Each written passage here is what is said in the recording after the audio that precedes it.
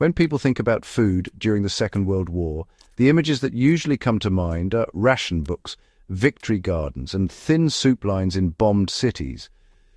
The common assumption is that wartime food production was temporary, emergency crops planted to survive a few difficult seasons until peace returned. But across Europe and parts of Asia, another strategy quietly unfolded. Farmers, military planners, and rural communities increasingly relied on perennial crops, plants that do not need to be replanted every year. These crops could survive neglect, harsh weather, disrupted supply chains, and even damaged farmland. Once established, they continued producing food for years, sometimes decades. This mattered in ways that wartime planners only partially understood. Annual crops require seeds, fuel for ploughing, fertilizer, and stable labor. War disrupts all of that. Perennial crops, by contrast, create a form of agricultural resilience.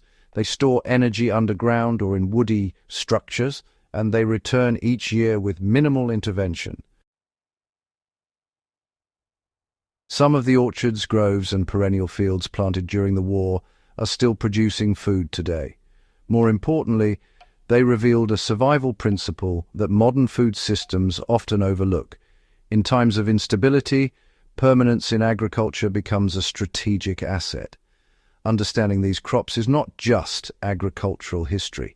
It is a lesson in how societies adapt when industrial food systems break down. Fruit orchards planted during wartime provided a long-term calorie reserve. Throughout wartime Europe, fruit trees were quietly expanded as a strategic food source. Apple orchards became particularly important in rural regions where mechanized farming had collapsed. Pear orchards became particularly important in rural regions where mechanized farming had collapsed. Plum orchards became particularly important in rural regions where mechanized farming had collapsed. In Germany, Britain, and parts of occupied France, local authorities encouraged orchard planting because fruit trees required minimal annual labor once established. They also produced food that could be eaten fresh, dried, or preserved.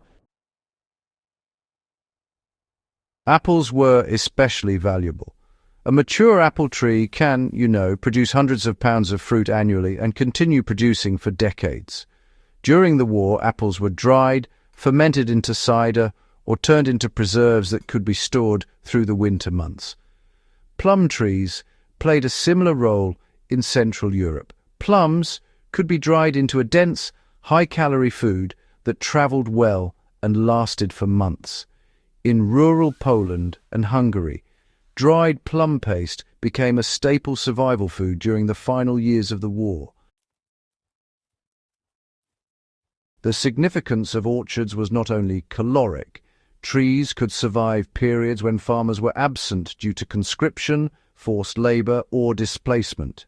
Even when fields went untended, orchards continued to bear fruit. This durability made orchards a form of agricultural insurance. Berry bushes quietly became one of the most reliable wartime food sources. Berry bushes, currants, were widely cultivated in wartime gardens across Europe. Berry bushes, gooseberries, were widely cultivated in wartime gardens across Europe. Berry bushes, raspberries, were widely cultivated in wartime gardens across Europe. Berry bushes, blackberries, were widely cultivated in wartime gardens across Europe. Unlike many annual crops, berry bushes could survive harsh winters and return every season with minimal care.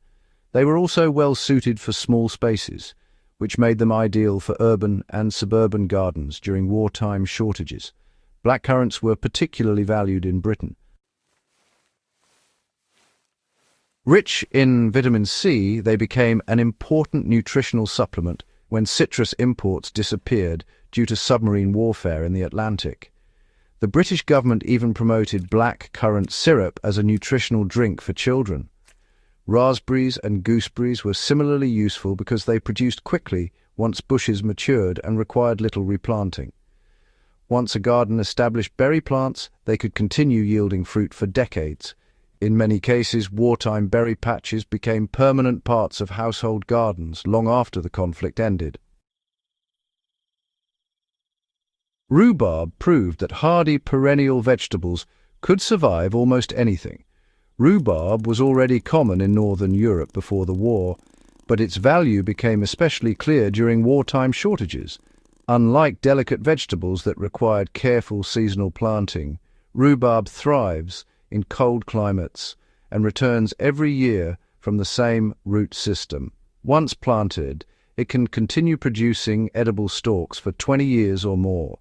During the war, rhubarb filled a surprising role in British diets.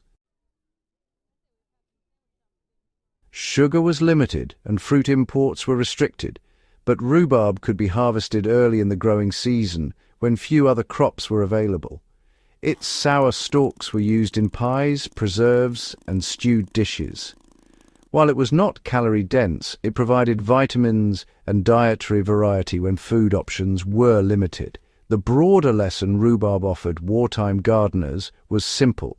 Resilience often matters more than yield. Asparagus demonstrated the strategic advantage of crops that regenerate every spring.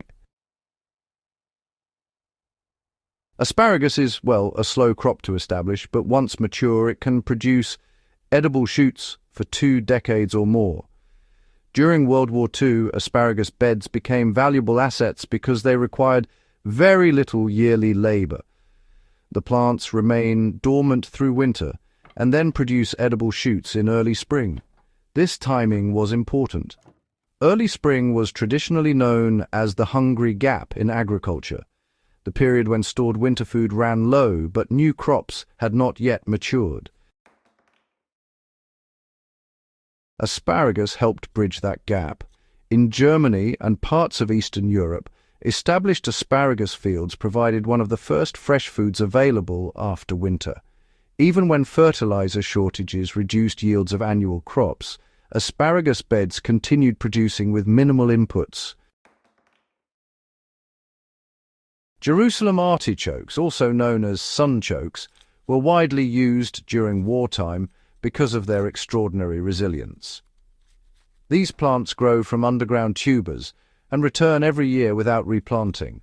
Once introduced to a field or garden, they can survive harsh conditions and spread naturally. In occupied territories where traditional agriculture was disrupted, Jerusalem artichokes often became fallback food sources. Their tubers provided carbohydrates similar to potatoes, but unlike potatoes, they required little cultivation once established.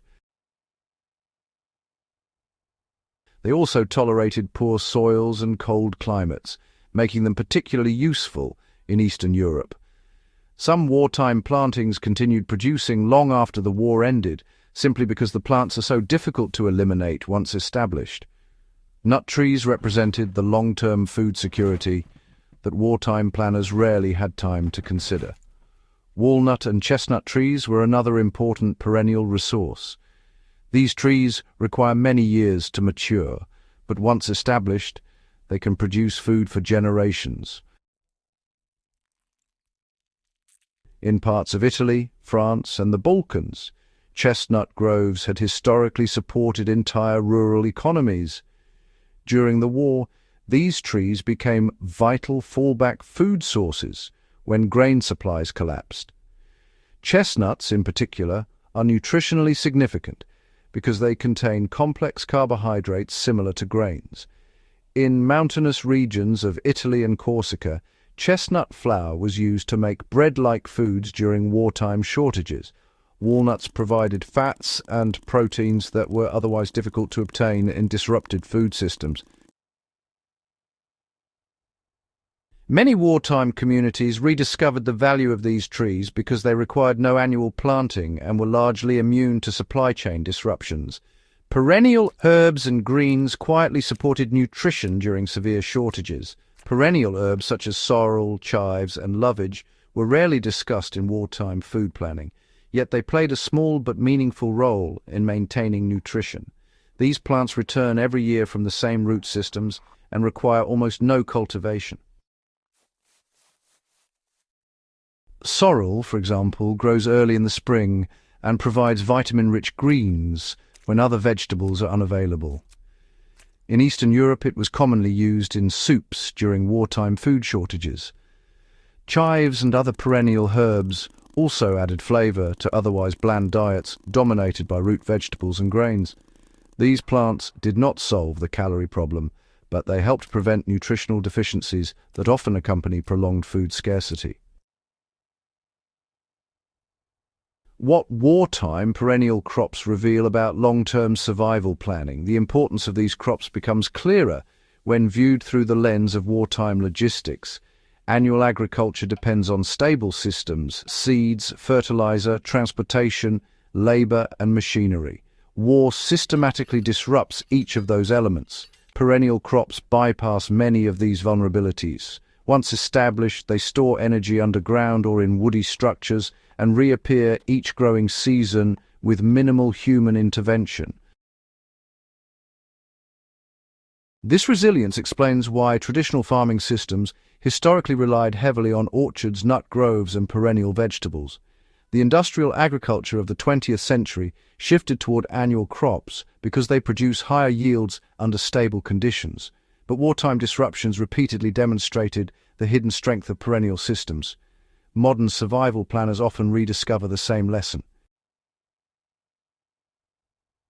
These wartime crops remind us that resilience is built years before a crisis begins.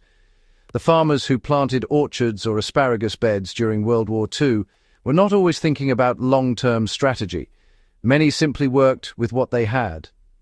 But the result was a form of agricultural durability that modern systems sometimes overlook.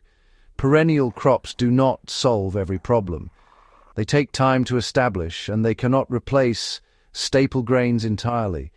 Yet they provide something extremely valuable during instability: continuity. Food systems built around permanence rather than constant replanting are harder to disrupt, and in wartime or any large-scale crisis, that difference matters. The history of World War II is often told through battles, weapons, and political decisions. But survival during that conflict also depended on quieter choices made in orchards, gardens, and small farms. Perennial crops allowed communities to endure shortages, rebuild after destruction, and create food sources that lasted long after the war ended. Some of those plants are still producing food today. Remembering these overlooked agricultural strategies reminds us that resilience is rarely dramatic. More often it grows slowly in soil, season after season, long before anyone realizes how important it will become. If you value in-depth historical analysis and the lessons history offers for survival and preparedness, subscribe to Logistics of Survival and share this video with others who want to understand the deeper realities behind history's most difficult periods.